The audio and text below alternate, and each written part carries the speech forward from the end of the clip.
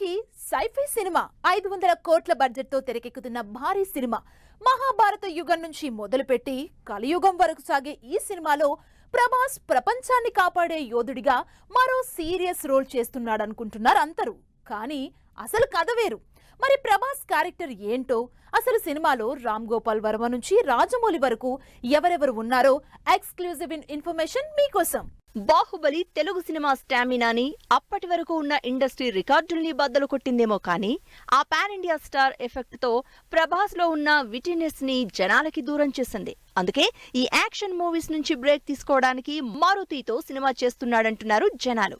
కానీ అంతకు ముందే కల్కిలో క్రేజీ కామెడీతో ఆడియన్స్ ముందుకు రాబోతున్నారు ప్రభాస్. ఇప్పటి వరకు రిలీజ్ అయిన టీజర్స్ ఇన్ఫర్మేషన్ ప్రకారం కల్కి సినిమాలో ప్రభాస్ సీరియస్ గా కాస్త గంభీరమైన లుక్ లో కనిపిస్తున్నారు.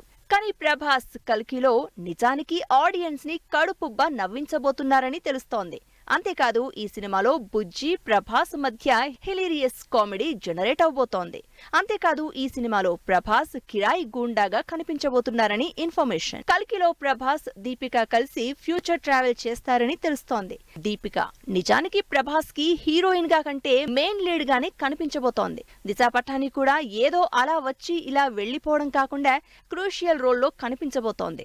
దీనికి తోడు సినిమాలో రాజమౌళి, రామ్ గోపాల్ వర్మ కూడా క్యామియో చేస్తున్నారు. వీళ్లకి తోడు విజయ్ దేవరకొండ, నాని కూడా గెస్ట్ రోల్స్ చేస్తున్నారని తెలుస్తోంది. 2 రోజుల క్రితమే షూటింగ్ కంప్లీట్ చేసుకున్న కల్కి సినిమా జూన్ 27న గ్రాండ్ గా వరల్డ్ వైడ్ గా రిలీజ్ కాబోతోంది.